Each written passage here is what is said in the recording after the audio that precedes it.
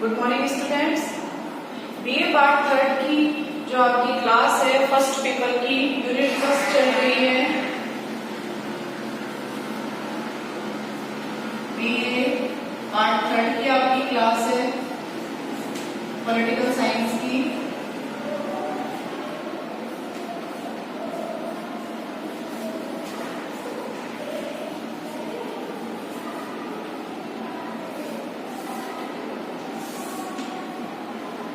आपका unit first है, इसका यूनिट फर्स्ट का जो हम टॉपिक पढ़ रहे हैं, जो आपका चैप्टर है वो है प्लेटो।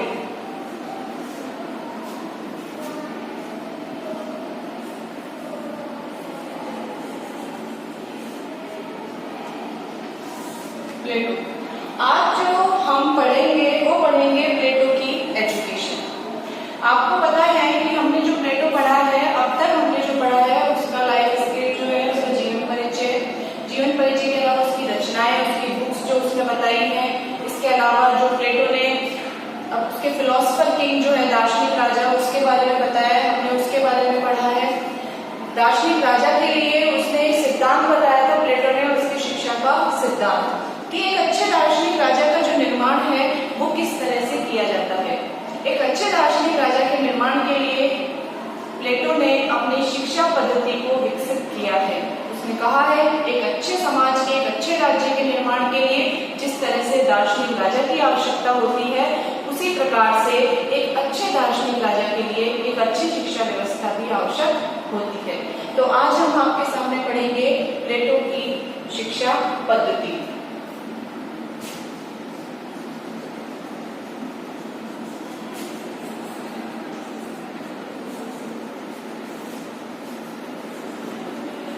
Theory of education।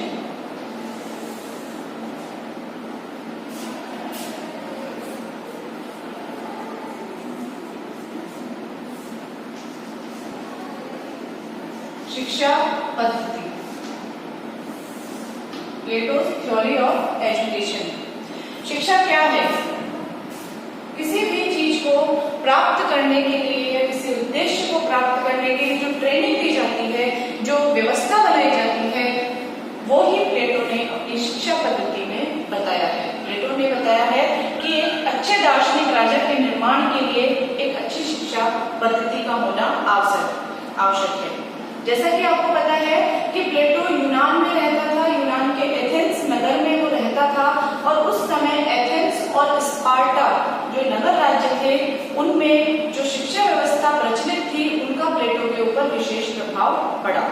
तो सबसे पहले हम उस समय एथेंस में जो शिक्षा पद्धति थी, स्पार्टा में जो शिक्षा पद्धति थी, हम उसको पढ़ेंगे, और उसके अंदर से प्लेटो ने अपनी शिक्षा पद्धति में जो कौन कौन सी चीजें हैं जिन्हें शामिल किया है वो हम पढ़ेंगे लास्ट में प्लेटो की शिक्षा पद्धति में। तो सबसे पहले हम पढ़ेंगे एथेंस में स्पार्टा की शिक्षा पद्धति।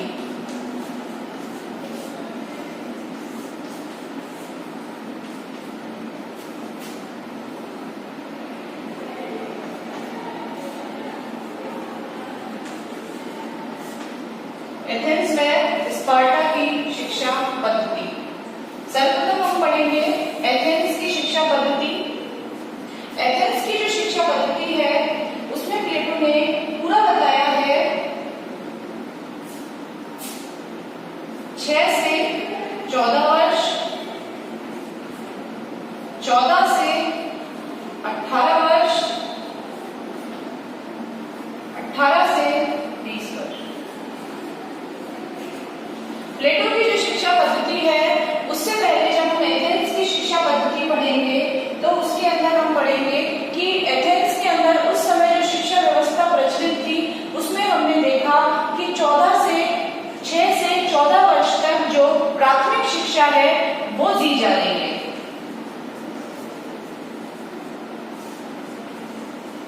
प्राथमिक शिक्षा दी जा रही है। 14 से 18 वर्ष तक माध्यमिक शिक्षा दी जा रही है, प्राइमरी और सेकेंडरी शिक्षा दी जा रही है, और लास्ट में इसमें 18 से 20 वर्ष तक सैनिक शिक्षा दी जा रही है।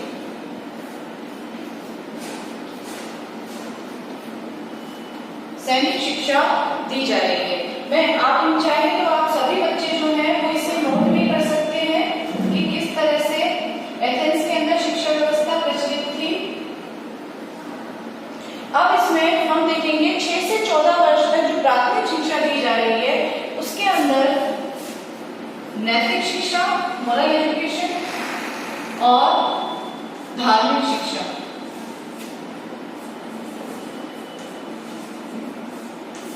नैतिक शिक्षा और धार्मिक शिक्षा जो है वो दी जा रही है।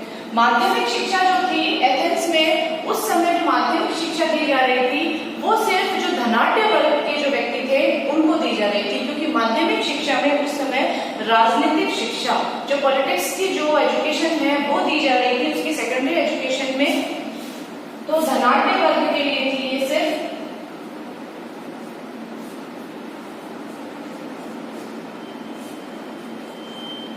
राजनीतिक शिक्षा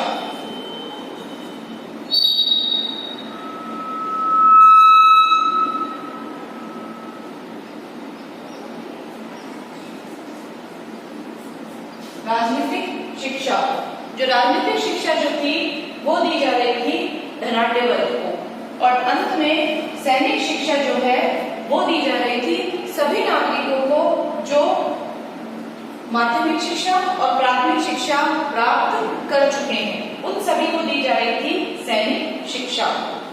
तो इस प्रकार से हम देखेंगे कि एथेंस में जो उस समय शिक्षा पद्धति प्रचलित थी उस एथेंस की शिक्षा पद्धति के अनुसार 6 से 14 वर्ष तक के सभी बालक बालिकाओं को, इसमें पुरुष और महिला दोनों शामिल है, जो शिक्षा पद्धति है एक अच्छे राजा के निर्माण के लिए शिक्षा पद्धति है उसमें 6 से 14 वर्ष के सभी बालक बालिकाओं को प्राथमिक शिक्षा यानी प्राइमरी एजुकेशन, जिसमें वो नैतिक शिक्षा और धार्मिक शिक्षा उसमें शामिल थी, वो दी जा रही थी। 14 से 18 वर्ष की आयु में माध्यमिक शिक्षा जो कि धनाढ्य वर्ग के जो व्यक्ति थे वही इसे प्राप्त कर सकते थे, और इसमें दी जाती थी राजनीतिक शिक्षा।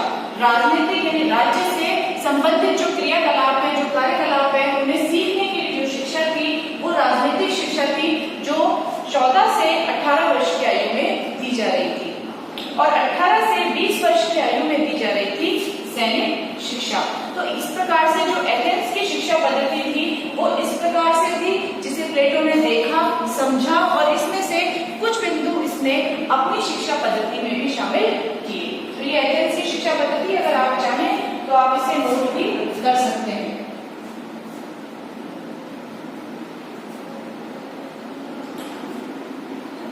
प्लेटो ने जो शिक्षा पद्धति थी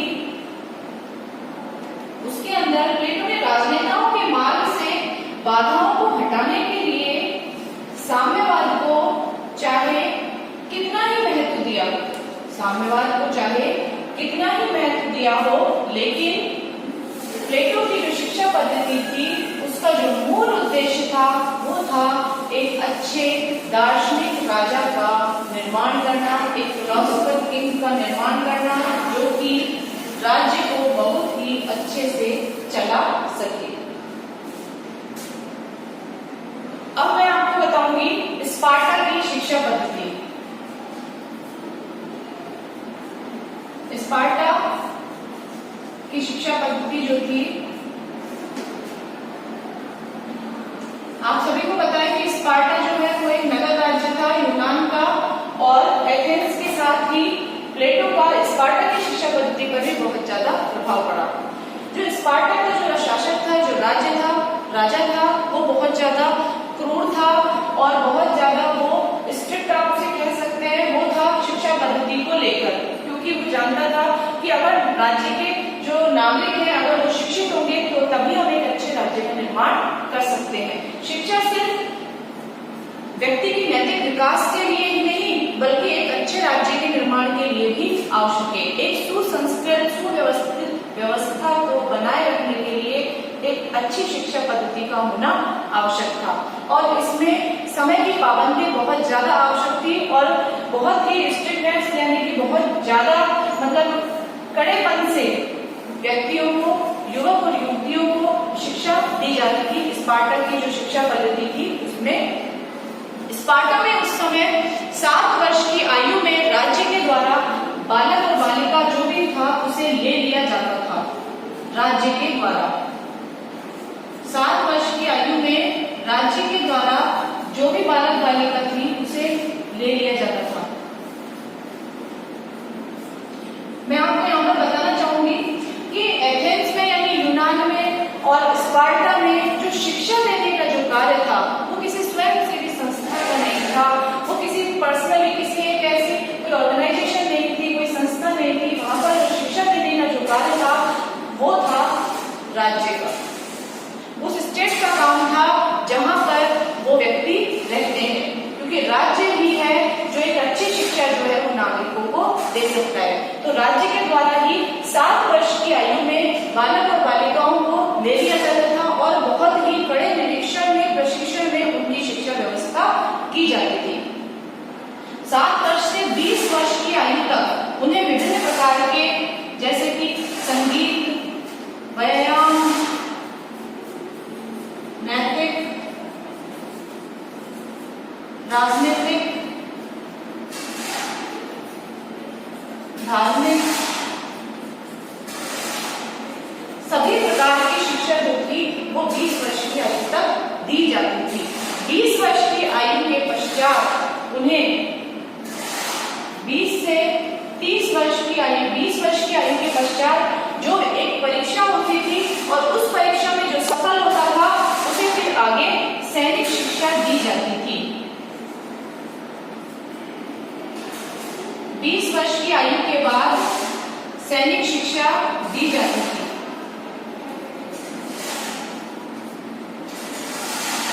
सैनिक शिक्षा दी जाती थी। ये जो शिक्षा व्यवस्था थी ये राज्य के प्रत्येक नागरिक के लिए थी। इसमें कोई छोटा या बड़ा नहीं था, कोई कमजोर या बहुत ज्यादा ताकतवर नहीं था। सभी नागरिकों को समान रूप से ये शिक्षा दी जाती थी।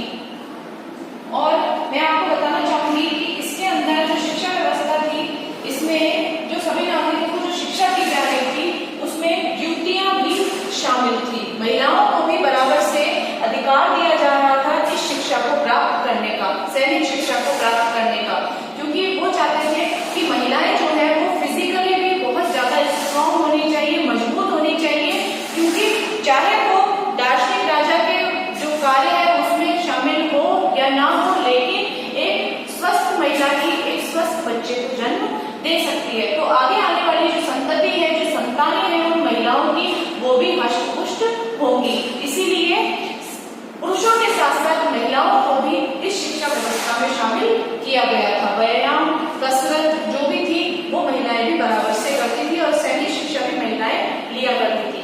20 से 30 वर्ष की आयु में सिर्फ परिवार को बढ़ाने के लिए जो व्यक्ति परिवार को बढ़ाने के लिए विवाह जैसी कोई संस्था नहीं थी, परिवार जैसी कोई संस्था नहीं थी। व्यक्ति जो थे वो समाज में रहते थे, सभी के सामने रहते थे, सभी के साथ रहते थे, सब एक साथ रहा करते थे। सिर्फ 20 से 30 वर्ष की आयु में वो व्यक्ति अपने परिवार को बढ़ा सकते थे, संतान को उत्पन्न कर सकते थे और संतान उत्पन्न करने के बाद वो फिर से सार्वजनिक रूप से एक साथ जीवन यापन कर सकते थे, क्योंकि 7 वर्ष की आयु तक ही वो बच्चे का लालन पालन करते थे और 7 वर्ष की आयु के बाद राज्य के द्वारा उन बच्चों को ले लिया जाता था और राज्य ही उन बच्चों का पालन पोषण करता था, उनकी शिक्षा व्यवस्था करता था और एक अच्छे सैनिकों का निर्माण किया करता था। तो इस तरह से स्पार्टा की जो शिक्षा पद्धति है वो बहुत ज्यादा स्ट्रिक्ट थी, बहुत ज्यादा सख्त थी और उसमें पुरुषों के साथ साथ महिलाओं को भी बराबर से अधिकार दिया गया था शिक्षा प्राप्त करने का। आप चाहें तो आप इसे नोट भी कर सकते हैं।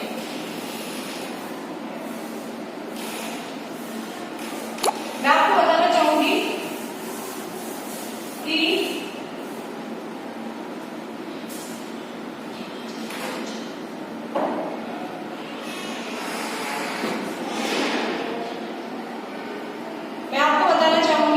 कि जो स्पार्टा की और एथेंस की शिक्षा पद्धति थी उसमें महत्वपूर्ण बात यह थी कि जो शिक्षा व्यवस्था है वो राज्य के द्वारा संचालित है। राज्य का कर्तव्य है कि प्रत्येक नागरिक को शिक्षित किया जाए, शिक्षा व्यवस्था में वो नागरिक शामिल हो।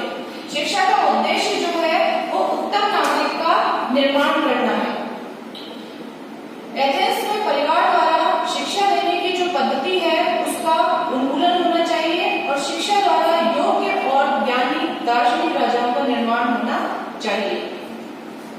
अब मैं आपको बताना चाहूंगी प्लेटो की शिक्षा योजना। अभी तक हमने देखा एथेंस और स्पार्टा की शिक्षा व्यवस्था, शिक्षा पद्धति की वहां पर उस समय प्राचीन यूनान में एथेंस और स्पार्टा में कौन सी शिक्षा पद्धति कार्य कर रही थी। अब हम पढ़ेंगे कि प्लेटो ने स्पार्टा और एथेंस की शिक्षा पद्धति के बाद अपनी स्वयं की शिक्षा पद्धति में कौन कौन सी चीजें शामिल की हैं। प्लेटो ने अपनी शिक्षा पद्धति को जो है वो दो भागों में बांटा है। पहला है इसमें प्रारंभिक शिक्षा और दूसरा है उच्च शिक्षा।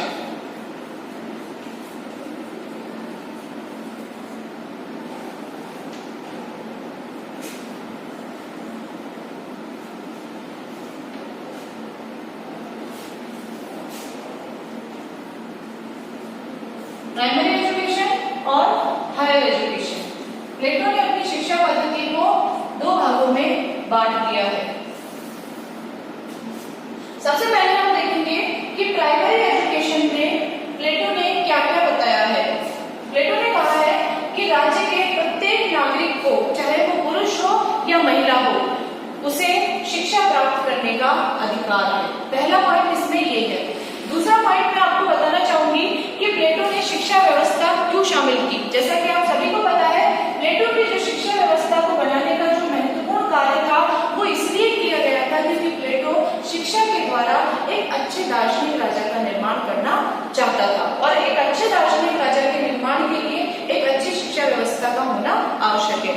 तो प्रारंभिक शिक्षा जो प्लेटो की थी उसमें 6 से 20 वर्ष तक का इसने काल बताया है कि प्रारंभिक शिक्षा में प्रत्येक युवक और युवती 6 से 20 वर्ष तक की शिक्षा प्राप्त करेंगे।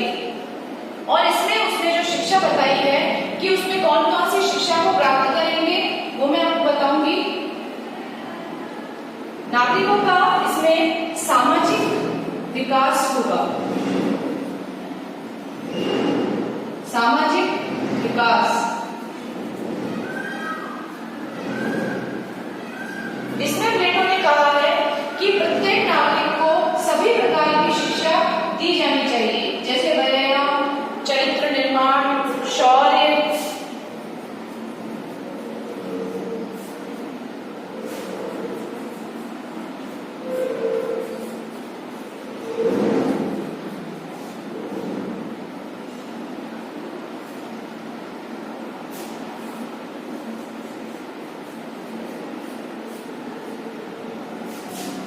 संगीत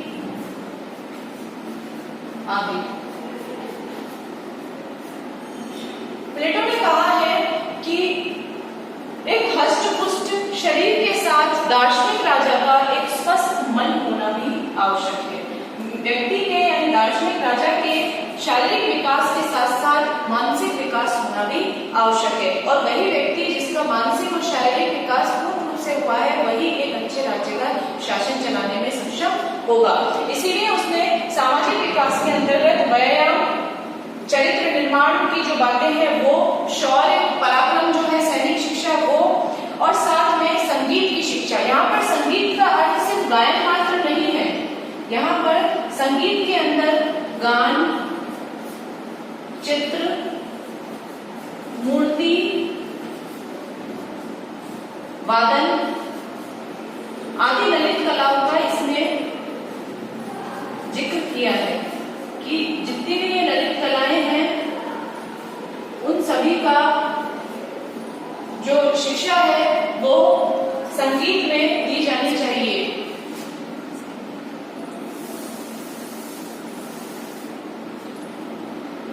संगीत के अंतर्गत आपके आएंगे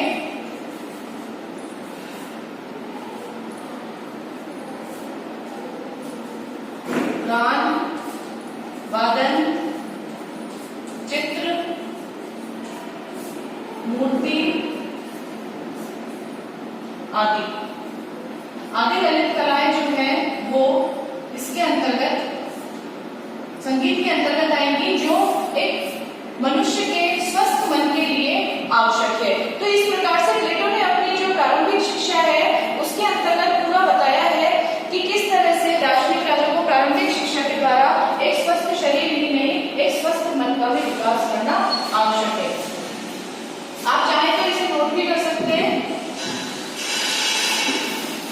इसमें मैं आपको आगे बताऊंगी कि 6 से 20 वर्ष तो सामाजिक विकास के 6 से 20 वर्ष में 6 से 18 वर्ष तो इन्होंने सामाजिक शिक्षा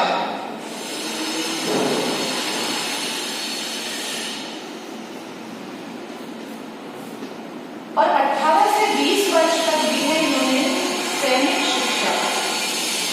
सैनिक शिक्षा, सैनिक शिक्षा। इस प्रकार से इसने प्रारंभिक शिक्षा को जो टाइम पीरियड है उसमें बांटा है कि किस तरह से 6 से 20 वर्ष में 6 से 18 वर्ष तो सामाजिक शिक्षा और 18 से 20 वर्ष तक सैनिक शिक्षा दी गई है। शारीरिक और मानसिक विकास के लिए संगीत को रखा गया है और प्रारंभिक शिक्षा के बाद 2 वर्ष का उसने सैनिक प्रशिक्षण भी रखा है, यानी कि सैनिक शिक्षा भी रखी है। इसके बाद 20 वर्ष की आयु में एक परीक्षा होगी, यानी कि एग्जाम कराया जाएगा। 20 वर्ष तक की प्रारंभिक शिक्षा होने के बाद उस परीक्षा में एक परीक्षा होगी। उस परीक्षा में जो सफल होंगे, जो सफल हो जाएंगे वो उच्च शिक्षा में प्रवेश लेंगे।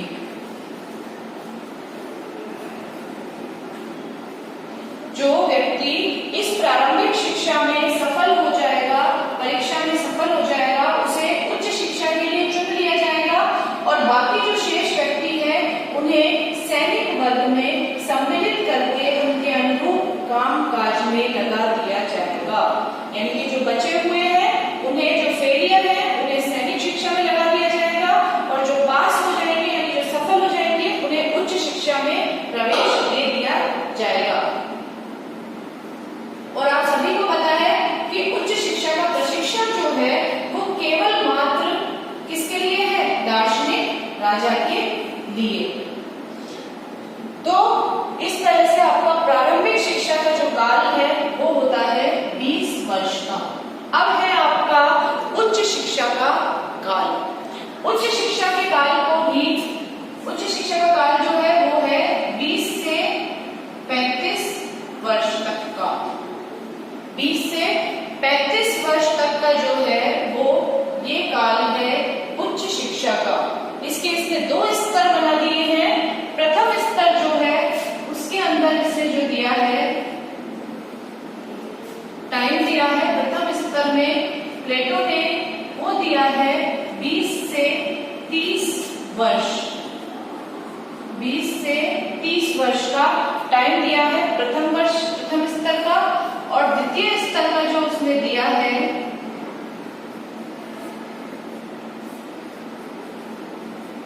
वो दिया है इसमें 30 से 35 वर्ष तक का। इस तरह से 15 वर्षों का ये जो उच्च शिक्षा का काल है, ये जो काल है वो है दार्शनिक राजा के निर्माण का काल। और ये जो शिक्षा है वो दार्शनिक राजा के निर्माण के लिए ही दी जाती है, फिलोसोफर किंग के निर्माण के लिए ही दी जाती है। आप नोट कर सकते हैं इसे कि प्लेटो ने अपनी जो उच्च शिक्षा है उसमें 2 स्तर बताए हैं, 20 से 30 वर्ष और 30 से 35 वर्ष। मैं आपको बताना चाहूंगी कि प्लेटो ने सामाजिक शिक्षा और जो सैनिक शिक्षा उसने प्रारंभिक शिक्षा के अंतर्गत दी है, उसी प्रकार उसने उच्च शिक्षा में भी एक स्तर को उसने बनाए रखा है और उसने जो बल दिया है सबसे ज्यादा शिक्षा के स्तर पर वो दिया है विज्ञान और तर्क के अध्ययन पर। यानी कि प्लेटो जो है वो एक अंधविश्वासी, एक रूढ़िवादी राजा का निर्माण नहीं करना चाहता था, वो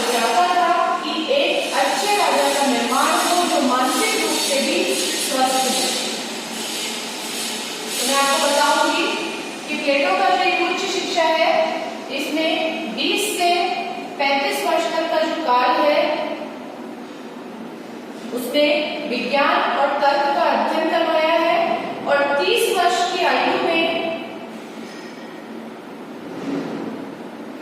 30 वर्ष की आयु में उन्होंने एक एग्जाम कराने की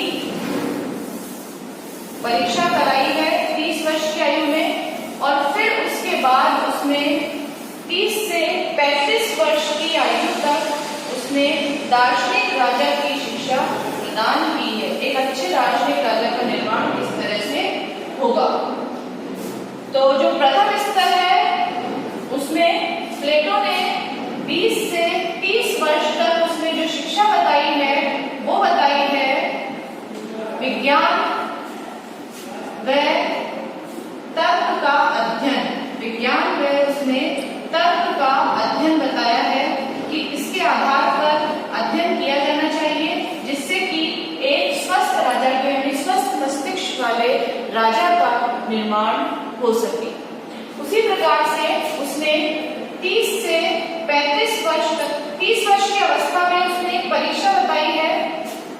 30 वर्ष की अवस्था में एक परीक्षा होगी और उस परीक्षा में जो उत्तीर्ण होगा, उस परीक्षा में जो उत्तीर्ण हो जाएगा वह व्यक्ति संरक्षक वर्ग की परीक्षा में यानी उसकी जो ट्रेनिंग होगी संरक्षक वर्ग यानी कि दार्शनिक राजा फिलोसोफर किंग की उच्च शिक्षा में प्रवेश पा जाएगा। और इसमें जो असफल होंगे वो बनेंगे उस दार्शनिक राजा के मंत्रिमंडल के सदस्य या फिर दार्शनिक राजा के सलाहकार समिति के सदस्य।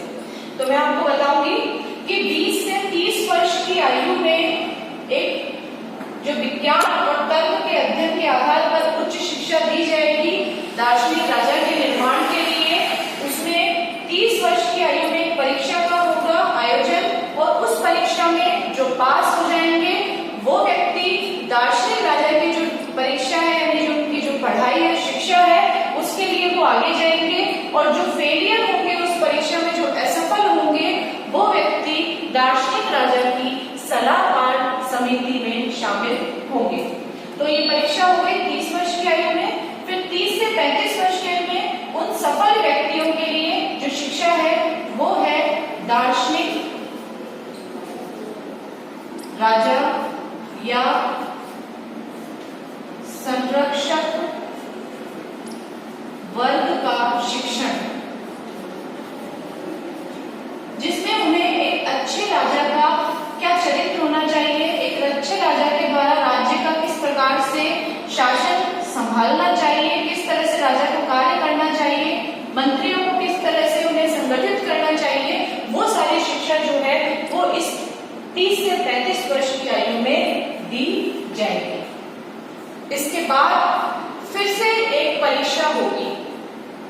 35 वर्ष की आयु की शिक्षा देने के बाद भी प्लेटो ये नहीं कहता है कि संरक्षक वर्ग यानी दार्शनिक राजा की जो शिक्षा है वो पूर्ण हो गई है, लेकिन ऐसा नहीं है। वो कहता है कि उसे अभी तक सिर्फ बौद्धिक शिक्षा मिली है, उसे सिर्फ दार्शनिक राजा को 35 वर्ष की आयु तक सिर्फ बौद्धिक शिक्षा मिली है, उसे वो शिक्षा नहीं मिली है जो उसे एक अच्छा राजा बना सके। तो बौद्धिक शिक्षा प्राप्त करने के बाद 35 वर्ष की आयु में एक फिर से परीक्षा होगी। 35 वर्ष की आयु में एक परीक्षा का आयोजन किया जाएगा और उस परीक्षा में जो सफल होंगे, उस परीक्षा में जो सफल होंगे वो बनेंगे दार्शनिक राजा, यानी कि वो व्यक्ति जाएंगे दार्शनिक राजा के आगे आने वाले शिक्षा क्रम में 35 वर्ष की आयु के बाद। और जो उस समय फेल हो जाएंगे यानी उसमें जो असफल हो जाएंगे वो व्यक्ति भी राज्य का राजा के साथ शासनभार संभालेंगे। यानी कि आगे के जो 15 वर्ष है, ये जो शिक्षा क्रम है 35 वर्ष की आयु के बाद वाला जो उच्च शिक्षा का शिक्षा क्रम है वो है 35 से 50 वर्ष का, यानी 35 से 50 वर्ष तक का जो है वो व्यवहारिक ज्ञान है।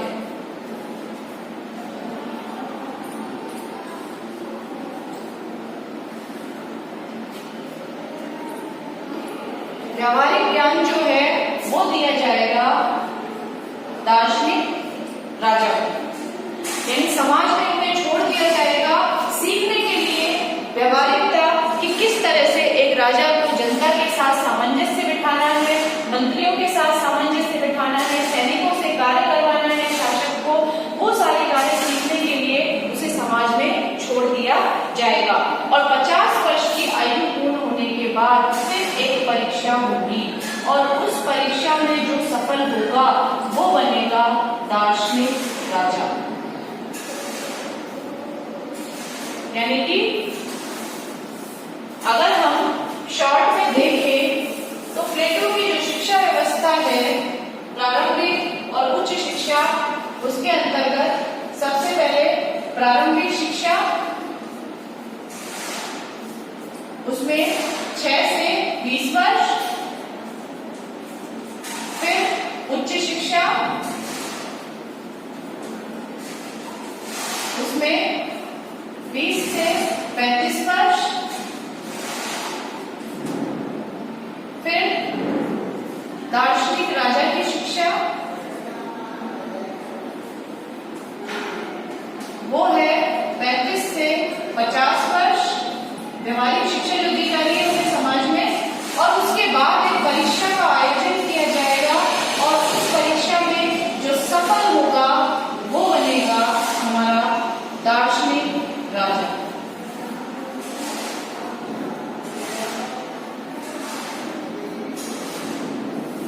ये प्लेटो का जो दार्शनिक राजा निर्माण का जो पूरा कार्य है वो यहाँ पर पूर्ण होता है कि प्लेटो का दार्शनिक राजा का जो निर्माण है वो होगा 50 वर्ष की आयु में।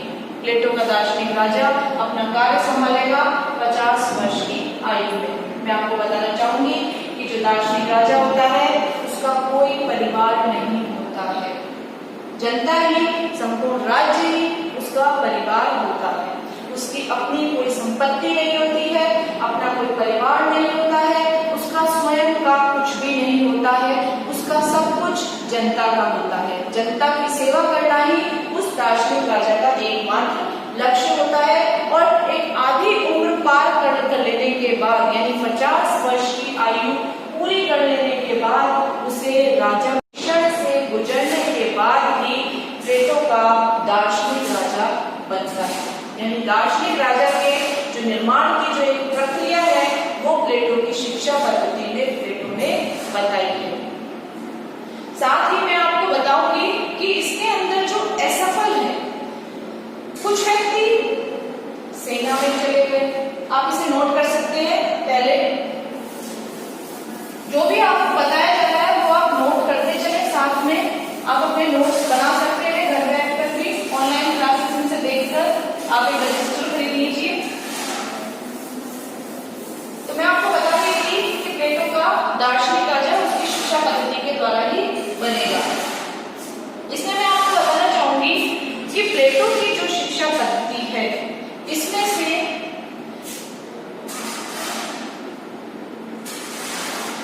सैनिक वर्ग,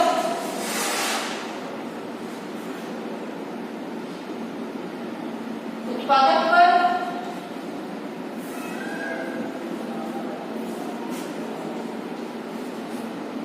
और दार्शनिक राजा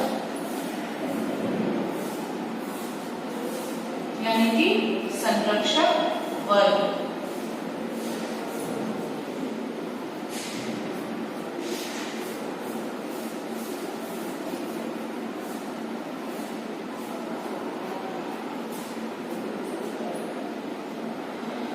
सैनिक वर्ग आप सभी को पता है कि 20 वर्ष की आयु में जो परीक्षा होने वाली थी उस परीक्षा में जो सफल व्यक्ति थे वो सैनिक बनने वाले, जो असफल व्यक्ति थे वो सैनिक बनने वाले थे, और जो सफल व्यक्ति थे वो आगे आने वाली उच्च शिक्षा में जाने वाले थे।